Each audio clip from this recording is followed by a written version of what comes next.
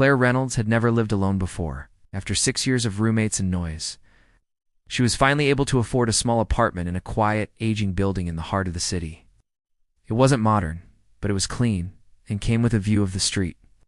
She liked the privacy, and after working 10-hour days at the architecture firm, silence felt like a luxury.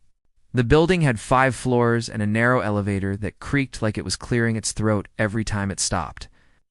Her unit, 407, was near the end of a long, dimly lit hallway. The first time she walked to it, she passed apartment 305, which had a strange, yellowing sticky note slapped across the door. "Do not enter. Maintenance pending." She assumed it was some kind of plumbing or mold issue. The door looked older than the others. There was tape residue on the sides like it had been sealed at some point. Over the next few weeks, Claire noticed little things. She never saw or heard anyone in 3-5.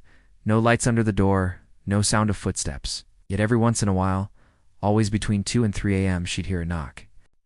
Just 3 slow, deliberate knocks, never frantic. She kept checking the clock.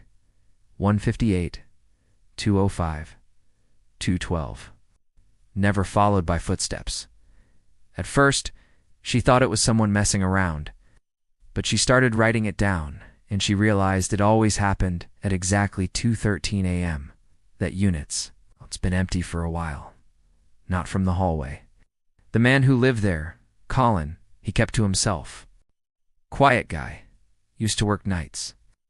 But one day, he just vanished. Left his wallet, his keys, everything. Curiosity got the better of her.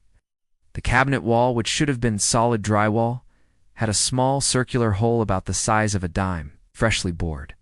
No access. The power's been shut off for nearly a year. One day, she brought it up casually to Janet, the neighbor across the hall. "I heard sounds, knocking, something moving, no activity on his bank account. It's like he just stopped existing." That sticky note's been there for almost a year now. Janet had a cat and always left her door cracked. She was the unofficial historian of the building. "Miss Reynolds, I'll send someone to double-check, but you're not the first tenant to mention things about 305. People always think they hear things." The last girl in 407 said the same before she moved out.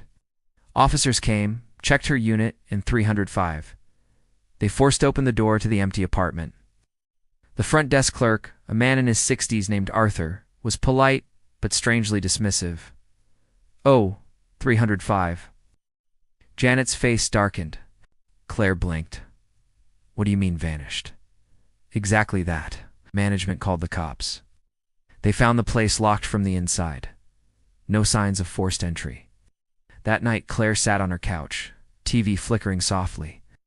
That night, as a precaution, she stacked a heavy bookshelf in front of her front door. She left every light on, slept in her clothes, kept her phone recording audio next to her bed. She muted the television. Then knocking. From inside the wall, then under the floor. 2:13 a.m. 3 knocks. But this time, they came from inside her apartment.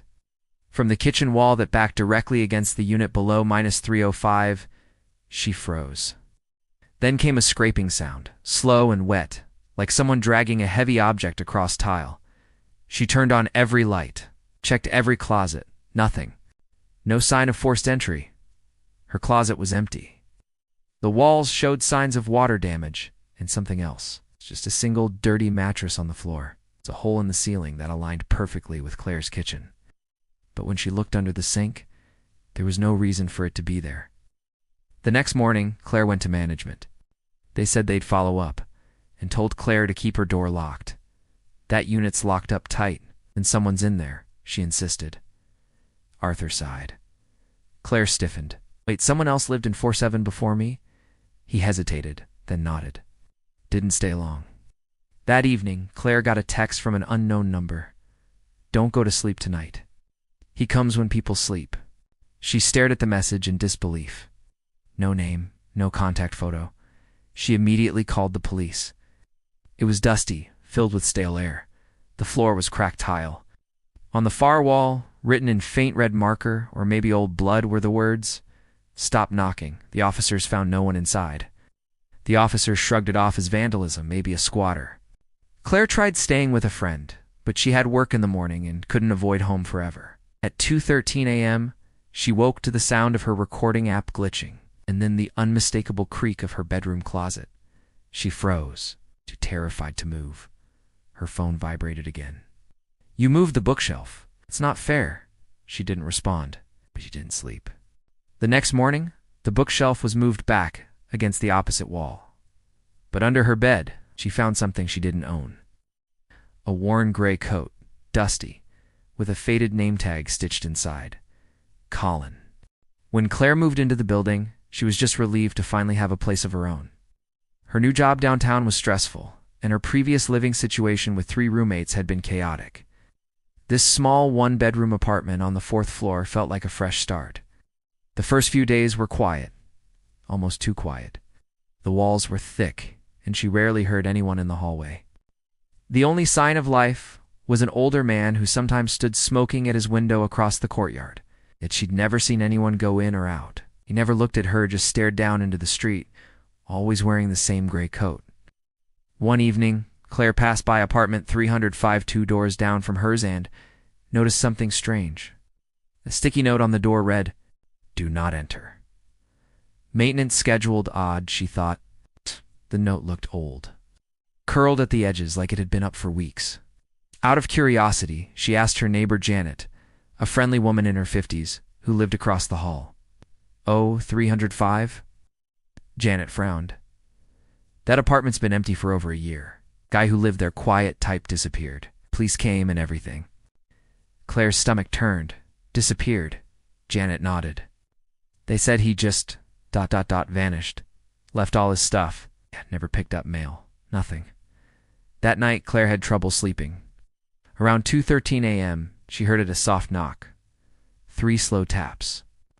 She froze in bed, then silence. She thought maybe she imagined it. But the next night, it happened again, same time. 3 knocks. Always faint but deliberate. Just a crack. Enough to see into the dark room beyond. But as she packed, her phone buzzed with a text from an unknown number. She finally got up, tiptoed to her peephole, and peeked out. No one was there. Gosh. But just as she was about to step back, she saw something. The door to 305 was slightly ajar. Just 3 taps. Then a soft, dragging sound, like something heavy being pulled across the floor, right beneath her. She called the building management the next morning, assured her no one had access to 305 and that the door was supposed to be locked and sealed due to mold issues. That night, the knocking came from her kitchen wall. She didn't sleep at all. Claire decided to leave for the weekend, needing a break. "Don't leave. He doesn't like it when people leave." Chills spread down her back. She looked out the window. The man in the gray coat was gone. When the police arrived after Claire's call, they broke into 305. The power was off. Dust everywhere. But in the far corner of the room was a mattress. Fresh footprints in the dust and under the bed. A phone. Claire's number was the most recent text. Police reviewed the security footage from the hallway. Nothing showed anyone entering or exiting 305, but at 2:13 a.m. each night, her door handle could be seen.